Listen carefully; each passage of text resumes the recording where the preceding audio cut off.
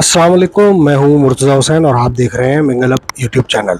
हमारे साथ मौजूद है सीनियर सहाफ़ी सैयद जावेद शाह साहब। सीनियर तज़कियाकार भी हैं, किसी तारुफ के मोहताज नहीं है। इनसे हम गुफ्तगू करेंगे MQM के कायद और MQM इंटरनेशनल अल्ताफ़ हुसैन साहब पर। उससे पहले नाज़रीन आपसे बिलखसूस दरख्वास्त करेंगे चैनल को ज़्यादा से ज़्यादा सब्सक्राइब करने की। वीडियोज़ भरपूर अंदाज में आप लोग देख रहे हैं, जिसके लिए बहुत बहुत शुक्रिया। लेकिन हमारे चैनल को उस तरह से आप अब तक सब्सक्राइब नहीं कर रहे हैं, जिसके लिए आपसे गुजारिश कर रहे हैं बार बार वीडियोज़ को लाइक करें और अपने कमेंट से ज़रूर आगाह करें। जावेद शाह साहब, मैं आपसे जानना चाहूँगा, इस वक्त MQM की सरगर्मियाँ जो है वो सिंध से निकल कर, जो MQM के यहाँ पर निसार अहमद पंवर साहब जो सरगर्मियाँ अंदरून सिंध और कराची में इनकी जारी थी, वो यहाँ से निकल कर अब पंजाब में दाखिल हो गई हैं। ये इत्तलात हमारे पास आ रही हैं। इसके बाद मेरे पास और मज़ीद भी इसी सिलसिले में कुछ और सवालात भी हैं, लेकिन मैं चाहूँगा आप मुख्तसरन ज़रा ये अहवाल बयान कर दें। पंजाब में जो सरगर्मियाँ दाखिल हुई हैं, तो अब MQM के जो कायद हैं उनकी नज़र जो है कराची और सिंध से निकल कर और जगहों पर भी है, और जगह पर भी उनका एक जो है बड़ा गहरे जो है असरात उनके पाए जाते हैं अवाम में। आप इसको कैसे देख रहे हैं?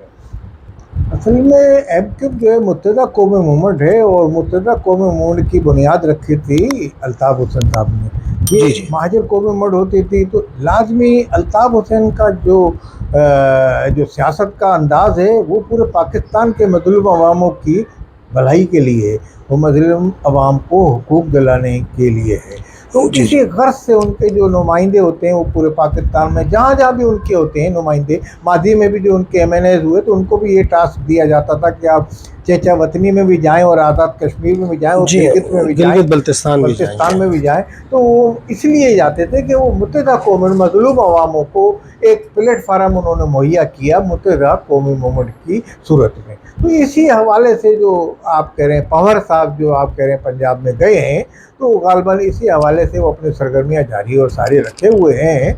अब ये उनको पाकिस्तान में ये आपको इस बात की भी गम्माज़ी करते हैं कि इस्टेब्लिशमेंट जिसके ऊपर ये इल्ज़ाम लगाया जाता है कि वो सियासी सरगर्मियाँ इजाज़त नहीं देती, किस तरह वो देखें घूम रहे हैं। तो ये आप देख सकते हैं कि अदम मुदाखलत का ये बैनल सबूत भी है इस्टेब्लिशमेंट। अच्छा जावेद शाह साहब, यहाँ मैं आपसे जानना चाहूँगा, अल्ताफ़ हुसैन साहब के जो है जो गुफ्तगू वहाँ से फरमा रहे हैं, और अक्सर व बेशतर बहुत ही तंदो तेज़ बयानात भी देते हैं, इस्टेब्लिशमेंट के भी ख़िलाफ़ खुल खुला के बात करते हैं।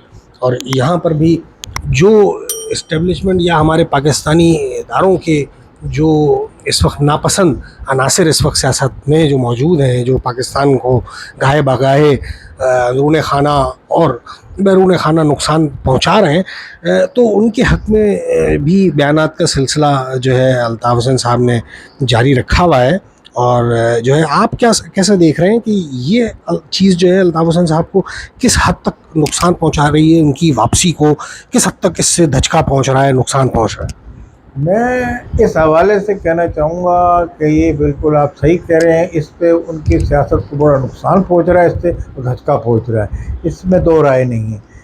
अल्ताफ़ हुसैन को सिर्फ अपने हवाले से और अपने तंजीम के हवाले से, अपने मंशूर के हवाले से बात करनी चाहिए।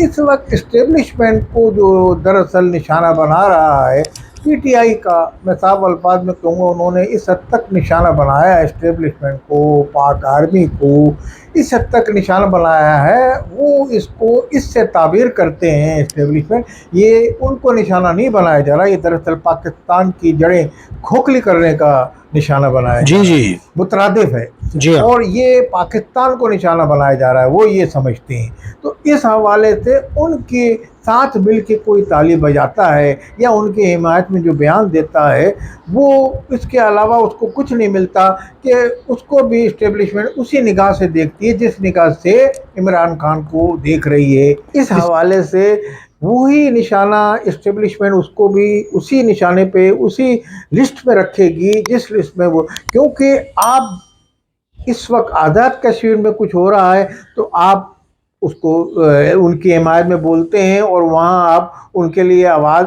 ऐसे बुलंद करते हैं कि चलें आप उनके आवाम के लिए आवाज़ बुलंद करें, भाई उनके नाजायज़ अगर हो रहा है تو اس کے لیے ہم بھی کہتے ہیں, آپ بھی کہتے ہیں, سب عوام, آپ اس میں بھی اسٹیبلشمنٹ کو نشانہ بناتے ہیں. پھر اگر پی ٹی آئی کے کسی کے ساتھ ہوتا ہے تو آپ پھر پی ٹی آئی سے زیادہ آپ بول رہے ہوتے ہیں. وہ حساب میں کہوں گا مگر آپ ایک قداور رہنما پاکستان کی مقبول جماعت کے اہم کیوں کے ہیں, آپ کو اپنے عوام کے لیے کہنا چاہیے یہ چیز اسٹیبلشمنٹ کو انتہائی بری لگ رہی ہے. اور میں یہ سمجھتا ہوں جب تک الطاف حسین یہ بات کہتے رہیں گے اس طرح پاکستان میں ان کے لیے سود مند اچھا حالات پیدا نہیں. جاوید صاحب, یہاں میں اسی بات کو آپ کی اسی گفتگو کو آگے بڑھاؤں گا. آپ کیسے دیکھ رہے ہیں کہ پاکستان کی جو سیاست میں الطاف حسین کی مزید جگہ ختم ہو چکی ہے یا ابھی بھی کچھ گنجائش باقی ہے؟ الطاف حسین کی پاکستان میں جگہ ہمیشہ رہے گی اور ہمیشہ موجود ہے. ایک سیاستداں ہیں اور انہوں نے ایک طویل عرصہ سیاست میں گزارا ہے. پاکستان کے جتنے بڑے بڑے ادارے ہیں, بڑے بڑے سیاستداں, سب ان کو جانتے ہیں. مگر ان کی پاکستان میں آمد جب تک وہ راہ ہموار نہیں کریں گے اپنے الفاظ سے, اب جب وہ دیکھ رہے ہیں کہ پاکستان میں صورتحال کی چل رہی ہے, پاکستان میں اسٹیبلشمنٹ کی اور عمران خان سے جدوجہد چل رہی ہے, عمران خان کا اپنے کو حق پہ مانتے ہیں, اسٹیبلشمنٹ کہتی ہے غلط کر رہا ہے, یہ ہمیں پسپائی اختیار کرنے میں مجبور کر رہا ہے, یہ ہمارے کو نہیں, دراصل پاکستان کو پیچھے دھکیل رہا ہے, یہ پاکستان کا مفاد میں نہیں سوچ رہا. تو اس طرح کی باتیں چل رہی ہیں. تو پاکستان کے معروضی حالات کو دیکھتے ہوئے, پاکستان کی معروضی سیاست کو سمجھتے ہوئے, مقتدر حلقوں کے رویوں کو دیکھتے ہوئے آپ اپنا اس میں ایک اسپیس بنائیں, ایک اس میں اپنے راستہ بنائیں, اور وہ راستہ بنانے کے لیے آپ پاکستان میں انٹری مارنے کا سوچیں کس طریقے سے. یہ سیاستداں کا کام ہوتا ہے. ایک جو سیاستداں ہوتا ہے, دانشمند جو دورس نگاہ رکھتا ہے, وہ یہ سوچتا ہے کہ میں کیسے یہاں آ سکتا ہوں, اچھا کس طریقے سے میری یہاں حاضری ہو سکتی ہے. تو وہ اس پاکستان میں ان کی آمد جس طرح ممکن ہو وہ اس کو اس بارے میں سوچیں. اچھا جاوید صاحب, یہ یہاں الطاف حسین صاحب کی جو اداروں پر جو یہ پالیسی انہوں نے اختیار کی ہے اپنی شدید تنقید کی, اس کی وجہ جو ہے میں جاننا چاہوں گا, اس کی وجہ کیا بنی ہے؟ مطلب آپ کچھ اس بارے میں اپنا تجزیہ پیش کر سکتے ہیں کہ اس کی آخر کیا وجہ بنی اور یہ پالیسی انہوں نے کب اختیار کی؟ اس کی وجہ جو ہے, دیکھیے, الطاف حسین کی پاکستان میں جماعت قائم تھی, آپ نے بھی دیکھا, ایک لاکھوں کے جلسوں سے خطاب کرتے تھے. وہ پاکستان میں دور دراز علاقوں میں وہ جاتے تھے, جلتے, ایک حکم پہ ان کے خاموشی ہو جاتی تھی شہر میں, ایک حکم پہ ان کے ہڑتال ہو جاتی تھی, ایک حکم پہ ان کے بند ہو جاتی تھی, پہیا رک جاتا تھا, پہیا جام رہتا. اب وہ کیا ہوتا تھا اس زمانے میں, وہ اسٹیبلشمنٹ کا یہی پاکستان میں موجود تھی, اسٹیبلشمنٹ پاکستان میں تھی, یہی آرمی پاکستان میں تھی, یہی ہمارے مقتدر حلقے پاکستان میں تھے.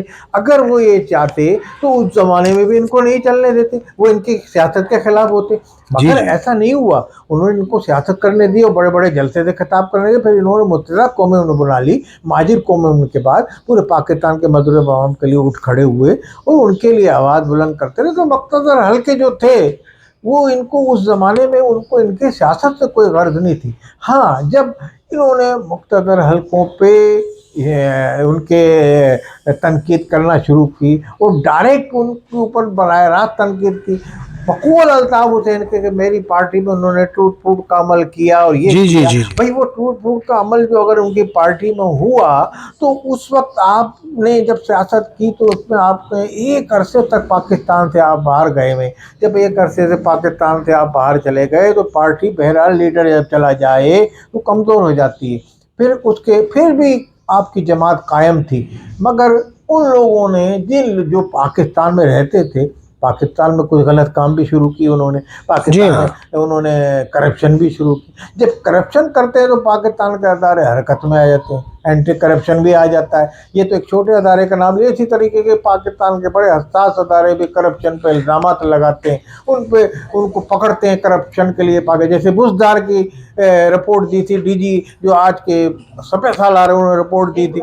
اسی طریقے سے پاکستان کے اندر جو ہے انہوں نے الطاف حسین کے جو لوگ تھے ان کو گرفتار کرنا شروع کیا, ان کے خلاف ایویڈنس دینے کے لیے. تو انہوں نے اس پہ ان سے ہاتھ ملائے یا ان سے جو بات کی, تو اس کے بعد پارٹی میں ان کی ایک تفریق ہو گئی کہ یہ ایجنسی کا ہے, یہ ایجنسی کے باہر کا ہے. تو اس طریقے کی یہ باتیں چلتی رہیں. پھر پاکستان میں ان کی جماعت کمزور سے کمزور تر ہوتی گئی. یہ سب کچھ ان کی ایبسنس میں ہوا کہ وہ یہاں نہیں تھے.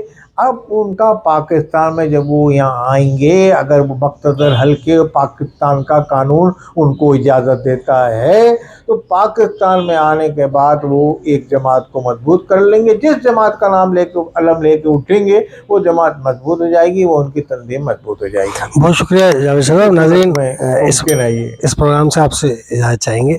एक और प्रोग्राम के साथ आपकी खिदमत में हाजिर होंगे। जब तक ये इजाज़त, अल्लाह।